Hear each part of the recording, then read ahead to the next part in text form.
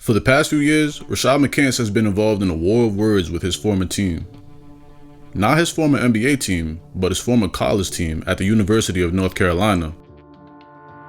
He's known as a controversial media figure due to his takes on Gil's Arena, where he often goes against the grain, but this is nothing new to him. He's been taking subtle shots at his old college team here and there, and on April 28, 2025, former UNC point guard Raymond Felton will get on his podcast and finally respond to McCants, saying some harsh words, then telling him to come see me. This shocked many people, but those who knew the situation may think that Rashad had it coming. How did two former teammates that won a national championship together manage to have so much animosity towards each other, and where exactly did things go wrong? A lot of people saw Felton's response, but today, we're going to go into the full backstory of what led up to it and why Rashad McCants has a strained relationship with the University of North Carolina.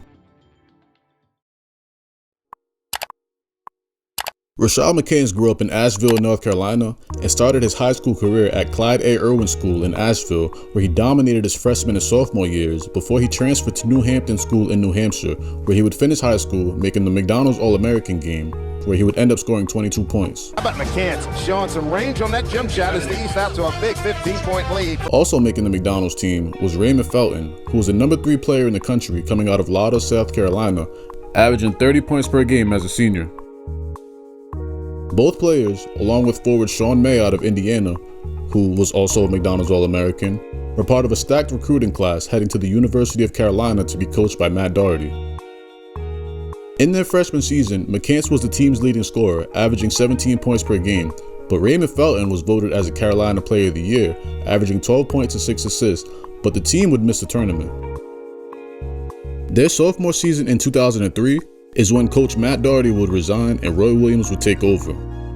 McCants would again lead the team in scoring, averaging 20, which would lead the entire ACC and help him earn first-team All-ACC and third-team All-American. Felton was having just as much success, averaging 11 points, 7 assists, and 2 steals, becoming a finalist for both the Bob Cousy Award, given to the nation's best point guard, and the Naismith Player of the Year Award. These two were for sure the best backcourt in the nation.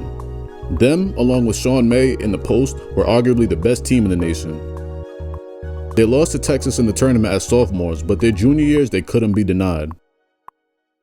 McCants, Felton, and Sean May were all preseason Wooden Award candidates, and they would add freshman Marvin Williams, who was another McDonald's All-American and also a projected number 1 pick.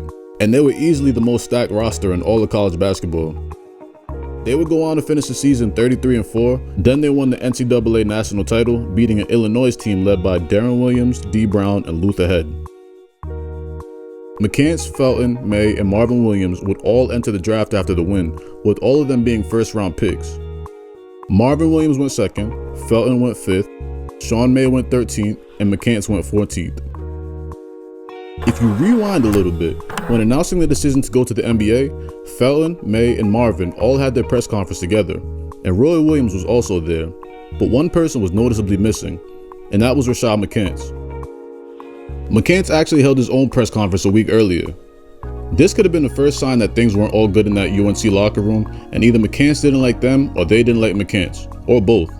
But why? Yeah, man, we've met with Coach Williams. You know, Marv met with him, I met with him, Sean met with him, and we all did our press conference together. And then that shows you which color he did his by himself. So that just shows you what type of person. Yeah, you know what I'm saying? But anyway. Man, I think the one thing everybody gets f***ed up is they think everybody closer. You play together in the league and y'all talk and all that shit. It never was the case with me with y'all. Right. It was always on different sides of the fence.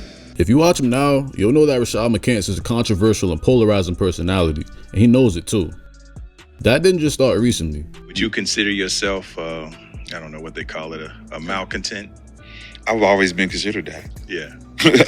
And that's the word they use. That's the word? Malcontent, man. Oh, really? and in articles when I was 17, 18. Oh, damn. Yes, okay, bro. I hit it on the nose. Yes, bro. I was hoping I didn't offend my brother. No. Okay, They done use all the words, man. Bipolar. Yeah. Man, just. But I've been around you, so you never been like off the rocker crazy or nothing. I mean, you know. Having a different opinion. Yeah. For a lot of people is something that you just can't fathom when you're trying to deal with figuring out what the truth is. Right. And when you can bring the truth unfiltered, it rubs people the wrong way a little bit. Going back to when he was a sophomore in high school at Clyde Irwin, the season ended and McCants was quoted telling the media that there were negative rumors about him being selfish ever since the seniors left, but he had to be because there weren't any good players on the team. Strong words coming from a sophomore in high school. A few years later, as a freshman at UNC, Coach Matt Doherty seemed to rub most of his players the wrong way, but he especially had tension with his leading scorer, Rashad McCants. After a loss to Georgia Tech, Doherty felt that McCants was lacking effort on the defensive end and had him come off the bench in the following game against Wake Forest to make a statement. Carolina would lose that game to Wake 79-75. McCants has his own opinion on why he was benched. After I had a good game, won the game for us, pulled me in the motherfucking meeting, was like, I don't know why you remind me of Michael so much, but we couldn't stand him. And you look like you come into the gym and you walk past your teammates and you just think you're the shit. You think this is we're enemy. Just when I'm thinking he gonna tell me good game, and he's telling me about how he don't like that I remind him of Mike and he didn't like Mike, and everybody knew it, and he would never let me average over 20 points a game because Dean never let Mike do it. So from the beginning, that's freshman year, I'm averaging 21 at the time. Damn. He told me that and benched me for 3 games, and it took me down to 17. Josh Howard was leading the ACC in scoring at 20. I was at 21. Yeah. He was player of the year that year. I'm just saying. By the end of the season, it was apparent that either McCants or Doherty had to go, and Doherty would end up stepping down. Roy Williams would come in the next year, and his relationship with Rashad wasn't much better. In times that he would go to the bench, he was seen as having bad body language and not cheering on his teammates enough. Spreading the court. Here's what Dick was talking about. McCants trying to knock down that three and pressing a little bit. You can see him close his eyes and say, man, it's not my night. Frustration.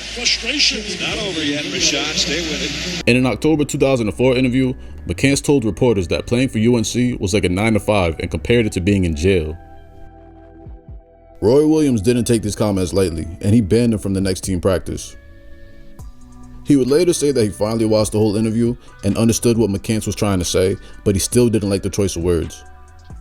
In recent times, Rashad has mentioned how he didn't get along with his teammates, even mentioning their different choices of music to highlight how different they were as people.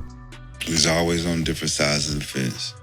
They listen to Lil Flip and Mike Jones. I listen to Jay-Z. That should tell you what type of vibe me and them was on. In the 2005 National Championship, UNC would beat Illinois, and McCants would make some strong accusations against his coach, Roy Williams. Right, you was a college champion, right? Were you actually happy after you won the championship? Of course I was. I led my team. You knew. Did your team win? Hey, let me ask you a question there about the word led. Yeah, I just... Excuse me? Yeah, I was around. I feel like Sean May won Final Four MVP, right? Yeah. What is that? Huh? Okay, so you want to go into that? I actually You want me to go down? You want to go down there? I'm curious. Because I had 15 points at half, and then my coach decided that it wasn't going to be my show because it was Big Man's birthday. Okay, cool. But Let's investigate this really quick. In a battle of the two best teams in college, UNC would face Illinois for the national championship. This game took place on April 4th, which does in fact happen to be Sean May's birthday. Rashad McCants started off the game hot, going 6 for 12 in the first half of the game with 14 points, leading his team to a 40-27 lead going into halftime. It looked like their game plan was working, but suddenly, in the second half, the team started going to Sean May, which ended up working because May would go 6 for 6 in the second half with 18 points, but Illinois would close the gap, going on a 33-20 run to tie the game at 65 with 5 minutes left to go in the game. Even the announcer was wondering what happened to McCants, who only took 3 shots in the second half. How about McCants? Where has he been? After leading the way in the first half, shutout in the second stanza. Well, in the final minute of the game, McCants, who was the team's best scorer, was actually on the bench. Felton would hit the free throws to seal the game, and as you can see here, Felton and McCants share a big hug, rolling on the floor with each other in excitement. Sean May would end up winning the most outstanding player, finishing with 26 points after his 18-point second half, and McCants finished with 14, scoring no points in the second half. Do Rashad's claims of Roy Williams playing favorites have any merit? I'm not saying I agree or disagree, but let's take a step back and look at this from an unbiased point of view for 1 second. You're a coach, right? You have 2 players on your team. One of them you love, he might even be your favorite player, and the other one you cannot stand. Both players are of equal caliber, so you can win playing through either one of them. The player you can't stand is leading the team in scoring, and if he continues, he's gonna win the most outstanding player. And you're up by 13, so you have a little wiggle room. So if you wanted, you could technically start giving the ball to the player that you really like and still win. Honestly, which one would you prefer to win the MVP? Please let me know in the comments. June 28, 2005, once it was draft time, McCants was considered to be a top 10 pick, but every pre-draft evaluation mentioned that he was a great scorer, but he had character concerns and attitude problems, leading to him sliding to the 14th pick where he was selected by the Minnesota Timberwolves. Fast forward to June 2014, Rashad McCants would drop a bombshell on the University of North Carolina. Well, you just heard Roy Williams said that if Rashad McCants was in front of him, one of the questions he eventually would ask is why.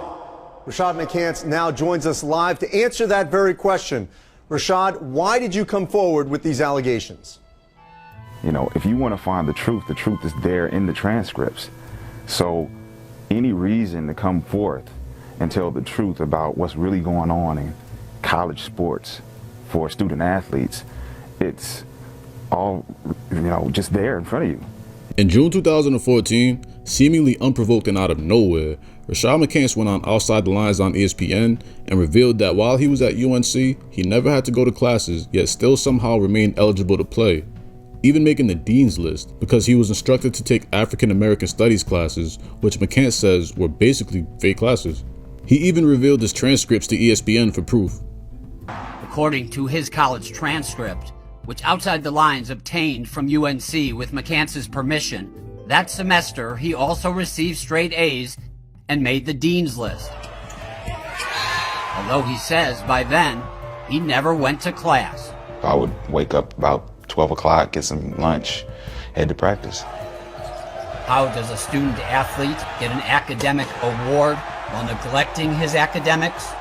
McCants says he took 4 of the so-called paper classes in the African and Afro-American Studies Department, also known as AFAM. We went straight to the AFAM classes because those classes were a piece of cake. You didn't have to go to those classes. It wasn't an actual class. It was just write a paper at the end of the semester. Now McCants says he and some of his teammates also participated in the academic misconduct. A look at McCants' transcript for his entire junior year helps to illuminate how the paper class system worked for UNC athletes. The semester before he made the dean's list, he received A's in his 2 AFAM classes, but failed psychology and algebra. He says this led to a meeting called by his coach, Roy Williams. We sat down in his office and he basically said, did you know you're almost academically ineligible? And I said, what do you mean? He said, you could possibly be on academic probation. When he seen my panic, he was able to console the fact that we're going to be able to fix it, but we need you to buckle down on your academics and make sure this doesn't happen again, and make sure you go to class. Rather than buckle down, the next semester, he took those 4 AFAM classes we mentioned earlier, the ones he says he never had to attend. The 4 A's he received inflated his GPA and helped him stay eligible as the Tar Heels went on to win the national championship. He then said that Coach Roy Williams and the whole athletic department at UNC knew all about this and they do it for all the players. How much do you think Roy Williams knew about the paper class system? I think he knew 100%. Why do you say that? Because it's hard for anybody not to know about the fact that we're taking African American study courses and we don't have to go to class. I think that's very obvious, especially when, he has his coaches checking our classes and checking our schedules and checking our grades. How much do you think the athletic department knew about the paper class system? The athletic department knew 100%. He then would reveal that the African American Studies classes only require students to write papers, but players didn't even have to write any papers, and they had tutors that would do the essays for the players. This was a big deal because this is literally academic fraud, and it would lead to UNC being investigated. These allegations were confusing to a lot of people because, as McCants said, he was almost academically ineligible and Roy Williams helped keep him on the court. So nobody could understand why he decided to go full-blown Jose Canseco and become a whistleblower. He would later hint that it was retribution for what Roy Williams did to him, even though he was never specific about what he did. The only thing I could think of is when he was drafted, the coach that drafted him, Dwayne Casey, said that he reached out to his guys in the NCAA and they told him not to draft McCants. Who else in the NCAA would have more insight on whether McCants should be drafted other than the people at University of North Carolina? He also said that he didn't like the fact that his school made so much money off of him and he was never compensated. A lot of people say, damn, looking at it on the outside, looking in, like, damn, why he throwing UNC under the bus? Yep. Now, you won a championship with them. You gonna give them that kudos, right? Great times. Yeah, we can give it to him for now, yeah. Okay, now explain the frustrations you had with players and the university as a whole. There ain't never been no frustration. It was a realization. A realization. The realization was free education, no compensation. That's the NCAA motto. We're gonna give y'all free education. Right. We're not gonna pay you for how much money you making us. When you go to that March Madness, it's a lot of money that's being made based on how y'all play. Do you get a check for that? No. All right, I had a problem with that. This was in the time before NIL deals became a thing. The compensation was supposed to be at least a free education, but if you're taking sham classes, then there's no education happening. Regardless, him making these accusations might be where he found out how tight the UNC bond is. He may have underestimated how much of a father figure Roy Williams was to his players. When he said this, 16 of his former teammates, including Ray Felton, Sean May, and Marvin Williams, all came out with a signed statement denying the allegations that McCants made against UNC. Sean May would make an additional statement saying that it was unfortunate what Rashad was doing. Even players that weren't on the team with him spoke out against him. Wayne Ellington, who played for UNC from 2006 to 2009, would tweet that McCants was out of his mind, and his teammate Danny Green would deny that there was any academic fraud going on at UNC. Even Kenny Smith from TNT, who played for UNC back in the 80s, came out and said that he was 10 times the player that McCants was and that he couldn't tie Kenny's shoes, which statistically just isn't true. After this, Rashad would be shunned by UNC. Remember earlier when I brought up comments by McCants saying Roy Williams was playing favoritism towards Sean May because of his birthday? Well, in that same interview, he would mention that his teammates were hating on him. So I was already decreasing my scoring and passing more because the niggas on my team was haters. This would cause Raymond Felton to finally break his silence in a 2024 interview and speak out against the things that McCants has been saying. And so for him to say some of the things I hear him say on the podcast that they're doing and just things that he's done in the past, it just pisses me off because none of us has never turned our back on you. Never.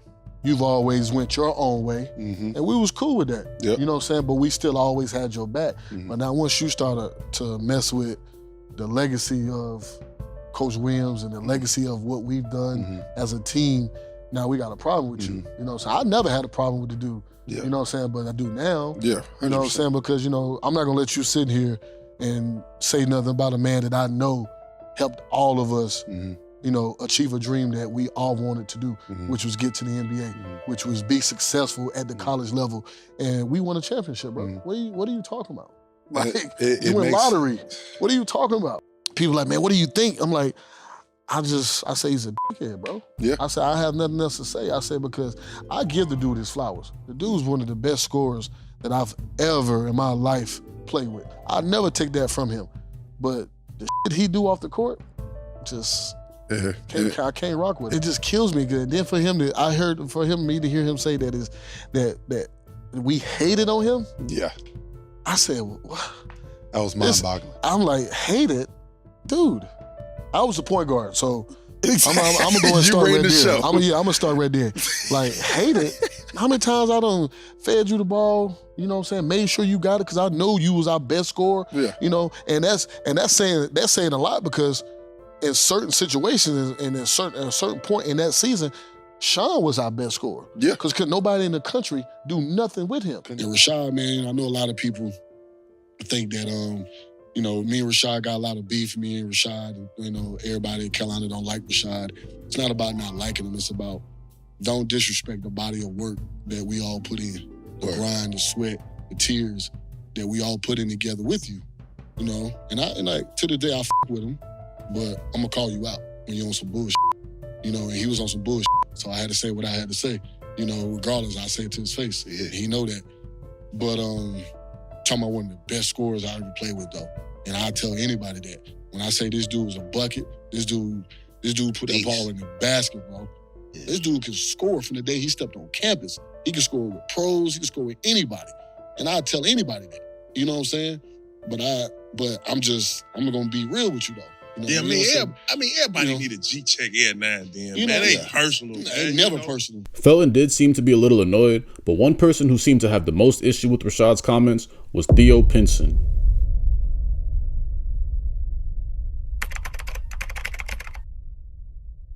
Theo Pinson is a Carolina boy through and through.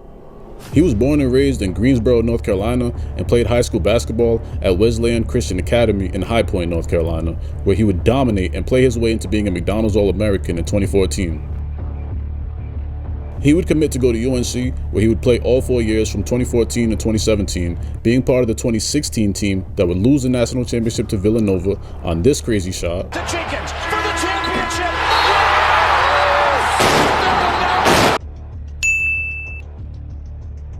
Diacono to a trailing Jenkins for the championship.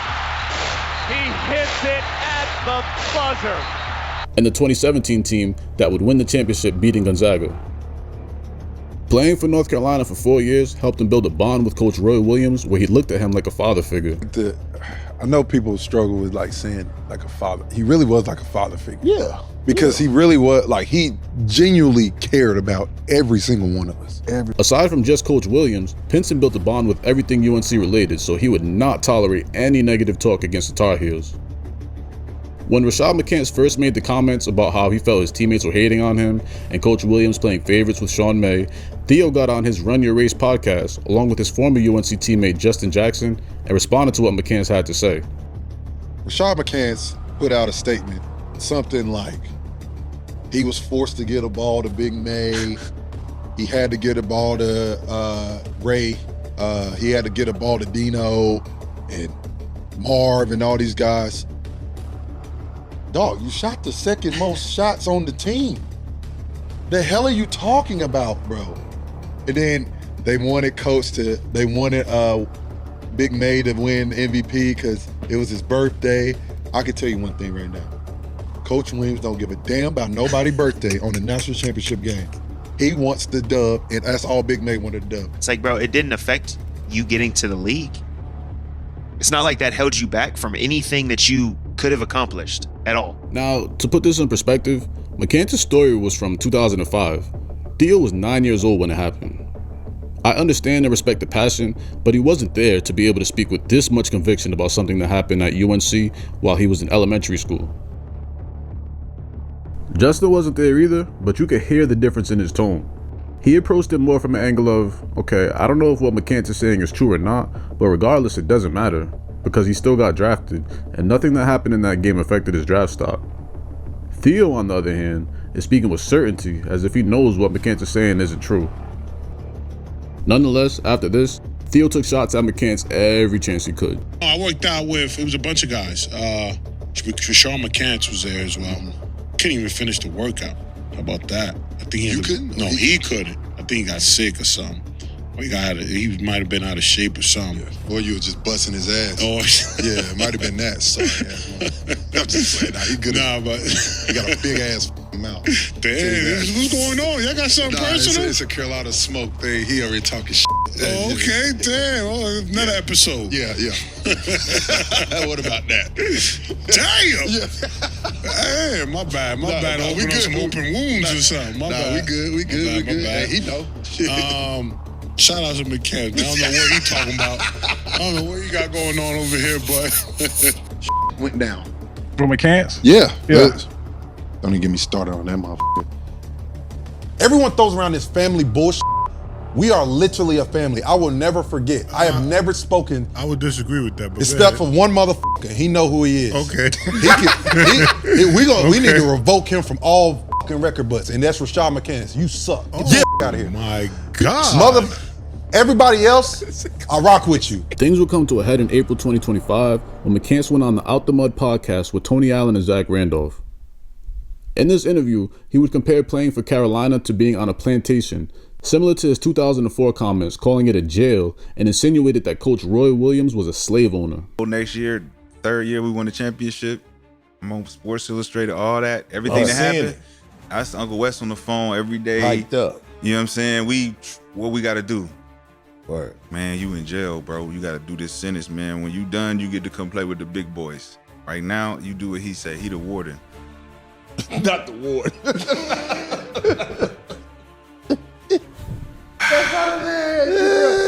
That's not a man. He had you on point. Hold on, we on point. He had him on point. It ain't no plantation. It ain't no plantation, though. The universe ain't no plantation. Are you getting paid to play? No. I'm Django. Man, Master ain't treat me well at all, homie. I don't know how y'all saying Master treated y'all well, because you still got to go shake his hand and Theo Pinson would see this interview and tweet right at McCants, calling him a clown. McCants would respond by telling him that he never met him, to which Theo responded by saying that he never wants to meet him, calling him a clown again. McCants then took the supervillain route, saying that he forgives Theo, but they will meet. 2 days later, Theo would get on his To the Baja podcast that he started with Raymond Felton a few months prior, and he had a complete outburst in response to McCants' interview. Something has to be said. My fellow Carolina alums are very quiet. Yeah. They won't say much. But I fucking will. I'm going to speak up for all my alums, all my 2005 brethren that champions. Mm-hmm. This ain't Carolina family beef. This is Carolina family and one whatever the he is. He's taking this to a new level of just disrespect that I can't handle. And if everybody don't know, Rashad McCants, you just a dickhead and a selfish Damn. Yeah. That's all that comes down to. Yeah. What this comes down to is you take accountability for nothing. You on guys that you went to war with and you did something, you won a championship with a group of guys, they remember every single player from 2005. They still remember your stupid ass. But you know what they say when they say, Rashad McCants, can't stand that motherfucker. Guess what? I can't either.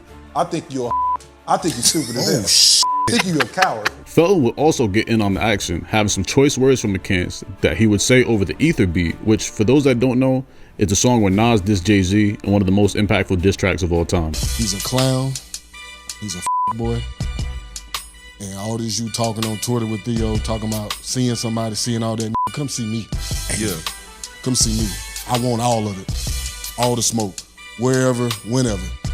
I promise you. And you know that. I try to be cool for a long time. I never said nothing about you when you did that bull on ESPN. I never even said nothing to you. I never even said nothing about you. I canceled interviews because I weren't going to address it. But now you're attacking my brothers. Now you're attacking a legacy that we built with your dumb ass at Carolina. You talk about our coach, who did nothing but being great to us. Nigga, you win lottery. You win lottery. You complaining. So it's Coach Williams' fault that you didn't play that long in the league. That's his fault too, right? That's your fault. I played 14 years. Marv played more. There's a lot of us that played a lot of years of professional basketball that was on that team. But you the one that f***ed your career. Like Theo said, take accountability for your dumb ass, for your You dead to me. Been dead to me, for real. But dead to me. I would never speak your name again because you ain't worth nothing. You ain't worth my life. You ain't worth anything, my Straight up. But if you do want some smoke, however you want it, I'm serious too. However you want it, because I go either way. I promise you. I go either way. So I'm gonna leave it at that. Yeah, those are definitely fighting words. Maybe it's because I'm not involved, but I don't think it's that deep to where he should want to fight him. But that's their business, I guess. McCants would get on Gil's Arena and not really say much. In his opinion, they're trying to use his name to boost the views on their podcast. I come in peace. I don't got nothing to say because they want to be where we at. And I want to bring them here. I want to get everybody up to our level. Let's But uplift. if you got to take shots at me to try to do that, it's going to look weird because everybody going to be like, hey, man, y'all wasn't taking these shots before Shy was on the show. To be honest, don't expect a serious response from him on this situation. Whenever he's asked about the situation with Felton, he's very aloof about it and gives trivial reasons as to why Ray doesn't like him. Hey, 40% from three for my whole career. Yeah. So I'm lacing it. Shoot, They lace big off that mad, but they motherfucker. was big mad. Nobody liked to see none of that. None of my teammates. Well, no, I was just going to say, Raymond Felton, he recently had a response to something that you said about the UNC team. Okay. I just want to know what do you have to say about what Raymond Felton said? What did he say? What did he say? Go ahead, Everybody sit back. Go on Raymond. What did he say? I don't know. What did he say? He said some shit. Yeah. Raymond said some shit. What did he say? You tell us. No, I ain't hear shit. What did he say? What's his name again? What's his name again?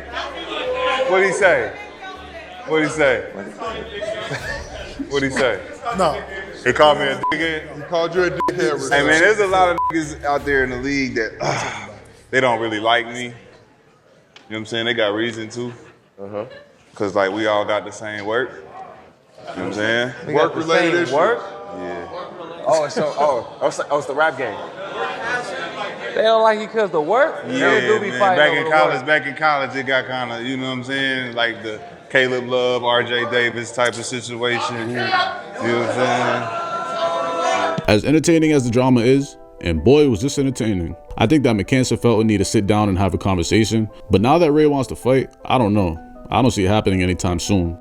When you hear those two talk about each other as players, they're quick to give praise, but it's going a little too far. One of the coaches I play with, I always vouch for Ray. Like, nah. I f- with real prime Raymond Felton. No, I'm putting him against anybody. And the dude I seen, nobody's f***ing with him for sure. The dude's one of the best scorers that I've ever in my life played with. And I've played with Melo, Dirk, PG, Russ. Like, I mean, the list goes on. I can name a whole bunch of people that I play with that can put that ball in the basket.